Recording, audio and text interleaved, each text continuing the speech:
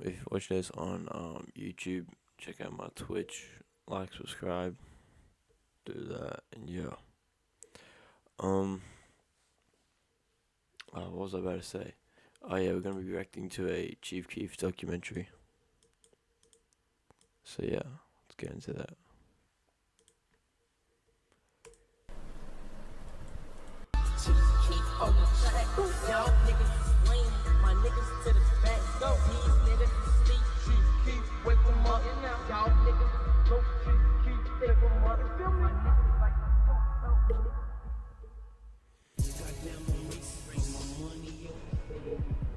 Keith Cozart was born August 15, 1995 in Chicago, Illinois. Named after his uncle Keith 1995. How long ago was that? That's like 40 years ago. Carter, who was also known by Big Keef. He was raised in the Parkway Garden Apartments, or O Block. O Block is located in the Washington Park neighborhood in the South Side. It's known for being one of the most dangerous, if not the most dangerous blocks in the city. The area is predominantly controlled by the Black Disciples, or BDs, which Keith would become associated with at a young age. His passion for music has always been there, and he recalls memories as a 5-year-old freestyling on his mom's karaoke machine. He would put blank tapes in the machine and record himself to weak-ass beats, in his own words. But it wasn't until 2008, when Keith was 12 years old, that he started recording full-length songs and releasing them.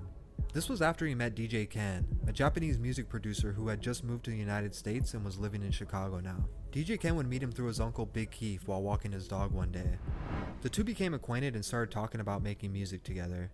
Over the course of a year or two, they would record multiple songs while learning the process. In 2009, at just 14 years old, Keith and DJ Ken released a small mixtape titled UF Overload, and birthing the beginning of Chief Keef. The tape has been somewhat erased off the internet, but you can still find a few songs online. The tape includes the song Dead and Gone, which he wrote for a girl named Kita who had passed away. The song showcases a very early version of his rap style, before the up-tempo drill beats. What's it sound like? But in 2010, DJ Ken and Sosa dropped Moolah Express, which showed more of his drill side, and was a step up from his first mixtape. This year he would drop out of Diet High School for somewhat unknown reasons, but this is also a time where he was getting heavily caught up in the streets. In early 2011, he was arrested on charges for heroin manufacturing and distribution. That's a crazy photo though. Hang on, go back. In early 2011, he was arrested on charges for heroin. He's got his tongue out and everything. Manufacturing and distribution. You freaky. As a juvenile, he was determined to be delinquent. Right, have you seen that thing on like Instagram where it's like freaky, but it's in like the different font? Right, that stuff's so funny to me. Whoa, what happened? Rather than guilty, and he was placed on house arrest.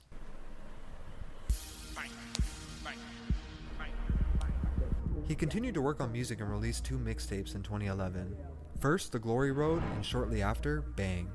After the release of Bang, Chief Keef had the whole city of Chicago taking notice of his hard work. The mixtape started buzzing in the streets and would only gain more popularity after the Bang music video was released online. Chief Keef wasn't just a 16-year-old writing lyrics he thought sounded cool, but rather documenting the life he was really living in Southside Chicago. Damn. Shortly after the release of Bang, he found himself in some trouble once again. Keef is really Keith Cozart. Earlier this year, Cozart did 2 months in jail for probation violation. Probation from a conviction for pointing What's probation? a gun at a police officer. In late 2011, he was leaving his grandmother's house holding a coat over his hands. A police officer stopped him. Keef dropped his coat, flashed the handgun at an officer, and ran away. The officer chased him down the block to where Chief Keef turned around several times, pointing the gun at him, causing the officer to shoot a number of rounds at him, just barely missing. He was eventually ran down and caught with a loaded weapon. He was arrested on multiple counts of aggravated assault and unlawful use of a firearm. He was held at the Cook County Juvenile Detention Center until a judge sentenced him to home confinement at his grandmother's. While confined to his grandmother's house, all he could do was perfect his craft. It was here that he would meet another producer through Facebook and mutual friends, and this would change his sound forever. Chief Keef and Young Chop would meet up at Keef's grandmother's and begin collabing, recording a number of songs, but it wouldn't take long for the two to make a hit.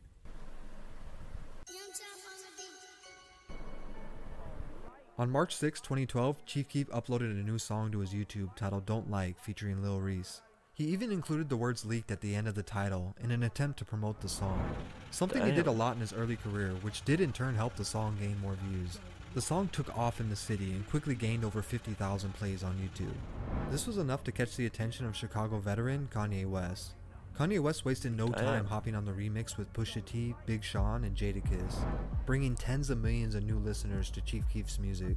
A local party promoter called it the perfect Chicago song because people just hate everything out here. At 16 years old and what seemed like overnight, the name Chief Keef became a household name. With all eyes on him, he released 4 mixtapes in a 6-month period leading up to his debut album.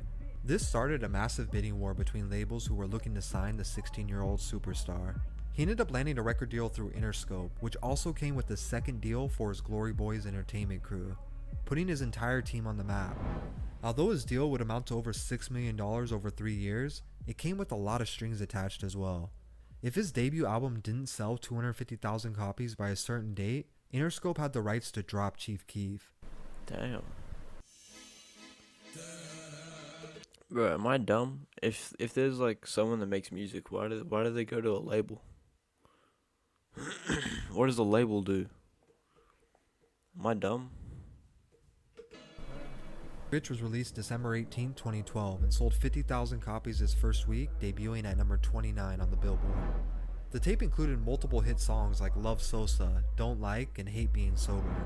Although these numbers were impressive for a kid who was living with his grandma just a year before, he didn't meet the sales numbers Interscope envisioned. This would mark the beginning of an awkward relationship between Sosa and his label. He would often miss shows for no apparent reason and continued to have run-ins with the law. He violated his probation multiple times, giving critics the impression he may not last long in the music world. In 2013, Chief Keef continued to stay one of the most sought-after artists, who never left his fans without new music. He even had a feature on Kanye West's album, Yeezus. He dropped an additional 3 mixtapes that year, which included the highly anticipated Bang 2, which was released on his 18th birthday. The tapes would all do pretty well, but they also started to receive lower reviews. But how old is Chief Keef? He's like 30 now, right? Yeah, I think so. Not just from music critics, but fans as well. It was apparent his flows that were so outspoken and dominant from his album and prior mixtapes were lacking in his newer releases. He went public stating his former lean addiction and bad mixing contributed to the lack of quality.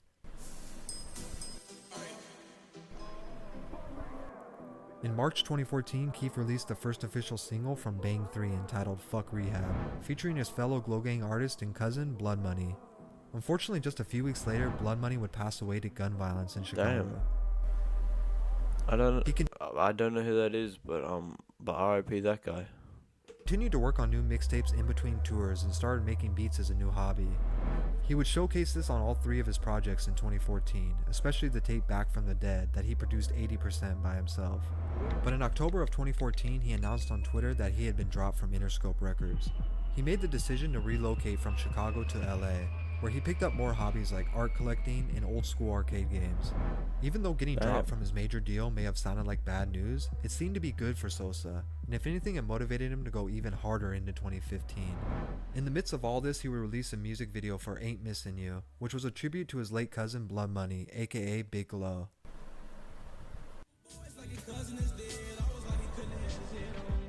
Just a week later, he would lose another Glow Gang member, Capo, to a drive-by shooting. This helped assure that he made the right decision by moving to LA. This was the start of a quiet era for Chief Keef, and he basically stopped dropping music altogether. In March of 2016, he tweeted that he was retiring from music. This would last over a year into early 2017, when he finally returned with his 2017 mixtape. After returning from retirement, Chief Keef has gone on an additional 20 projects from 2017 to present, including huge production credits like Lil Uzi's Chrome Heart tags. In January of 2018, Sosa would once again find himself burying a cousin and icon Fredo Santana after he suffered a seizure. Despite losing countless brothers, family members, and friends, Chief Keef has managed to stay relevant almost a decade after his breakthrough song. He's been credited with influencing an entire generation of rappers after him, changing the sound of hip-hop and being one of the first people to put Chicago drill on the map. Oh, that's the whole thing? Alright. Hold on.